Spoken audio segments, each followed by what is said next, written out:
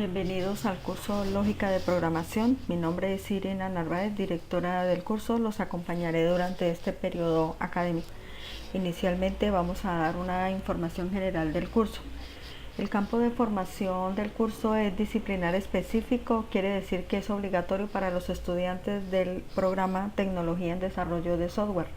El tipo de curso es metodológico, quiere decir que tiene un componente práctico y otro teórico.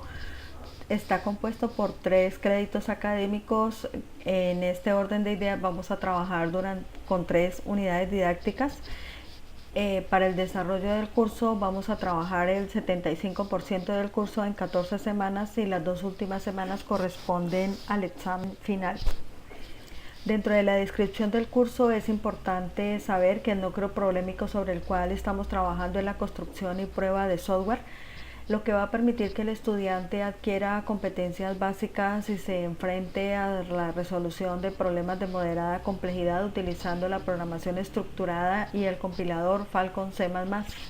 De igual forma, también es necesario recordar que es necesario que el estudiante haya cursado lógica para la solución de problemas y que tenga conocimientos previos como tipos de datos y operadores, diagramas de flujos, que reconozca cuáles son las estructuras simples, cuáles son las estructuras repetitivas, cuáles son las estructuras condicionales y qué son los lenguajes de programación.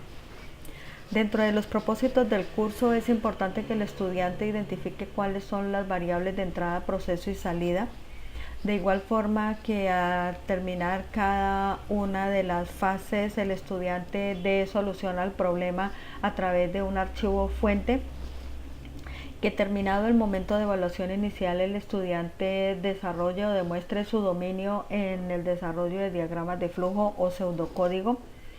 De igual forma que el estudiante logre a través de un prototipo almacenar datos utilizando vectores, matrices y cadenas de caracteres, y que los estudiantes del grupo colaborativo diseñen un programa a través de un menú de opciones. Algunos otros de los propósitos del curso es que para el componente práctico va a desarrollar 3 programas en Falcon C++.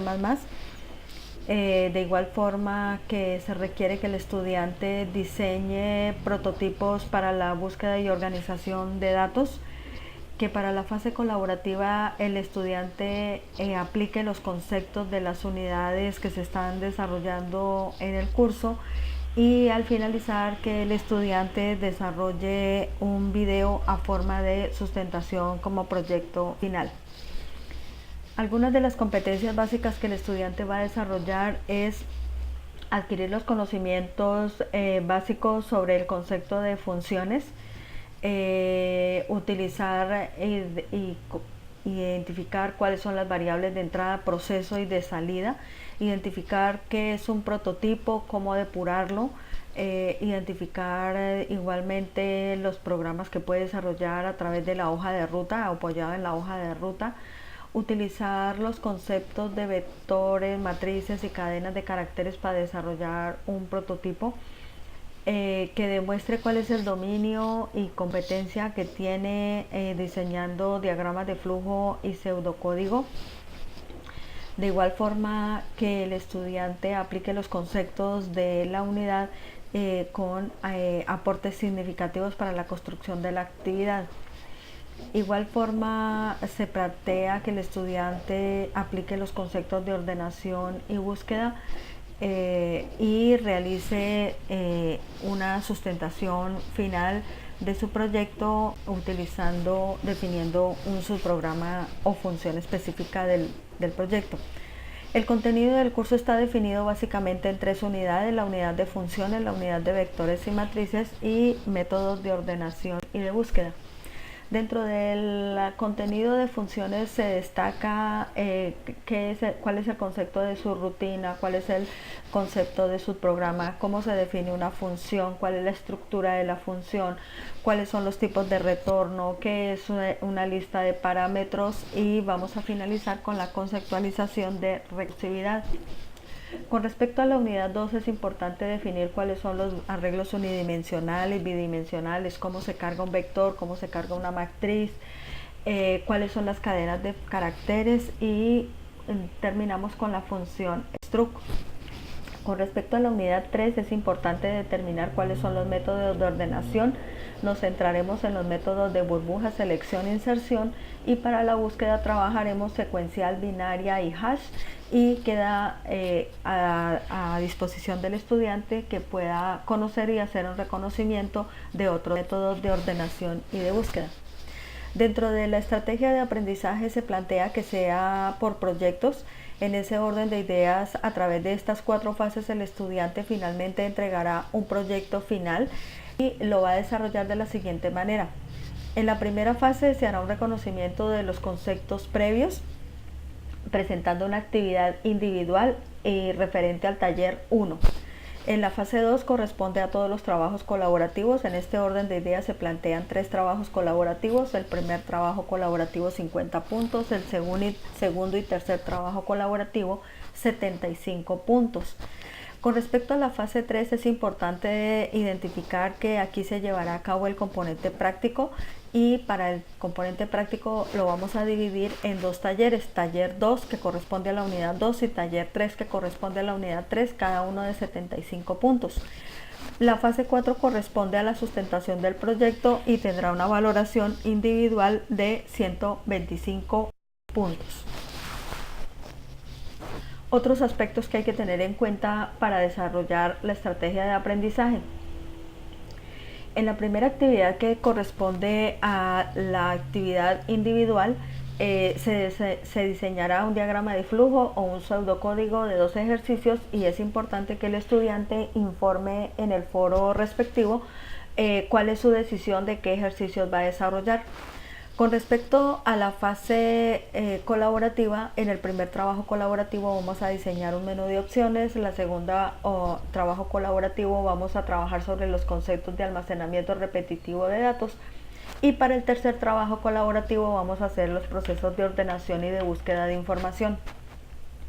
Con respecto al laboratorio, en el primer laboratorio vamos a desarrollar 3 ejercicios, en el segundo laboratorio 3 ejercicios, y vamos a dar a conocer en el foro respectivo cuáles son los ejercicios que vamos a desarrollar.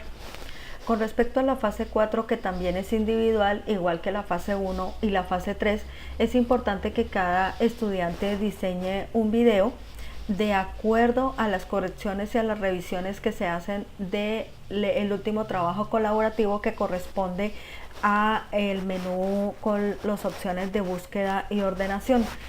En ese último menú existirán 5 opciones, y cada integrante del grupo, después de hacer los ajustes y los arreglos correspondientes de acuerdo a la retroalimentación, identificará cuál es la opción del menú sobre la cual quiere trabajar y hacer su video.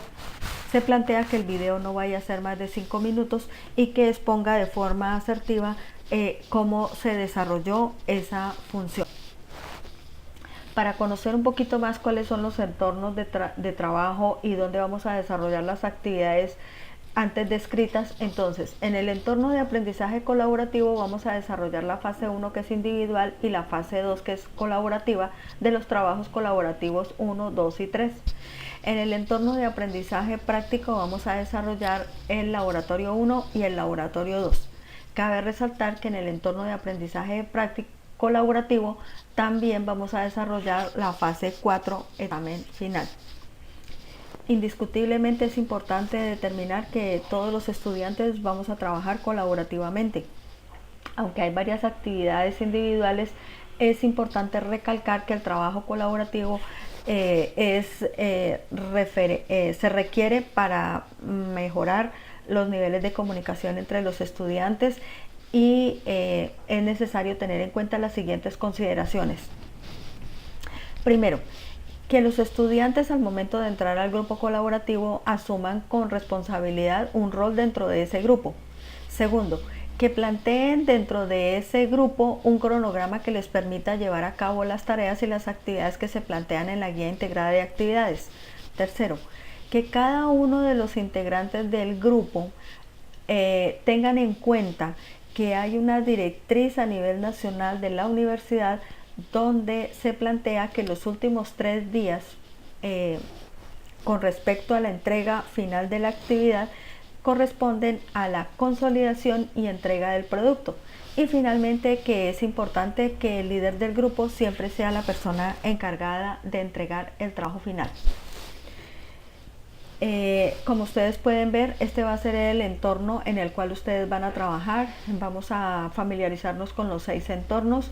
Recordemos que en la columna de la parte izquierda vamos a encontrar la opción de participantes como siempre, y ahí vamos a identificar quiénes son los integrantes de nuestro pequeño grupo colaborativo.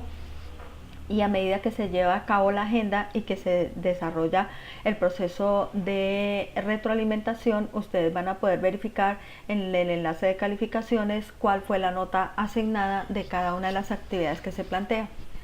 Que en la parte derecha existe el enlace de e-biblioteca y radionas virtual, las cuales ustedes pueden visitar a través del curso.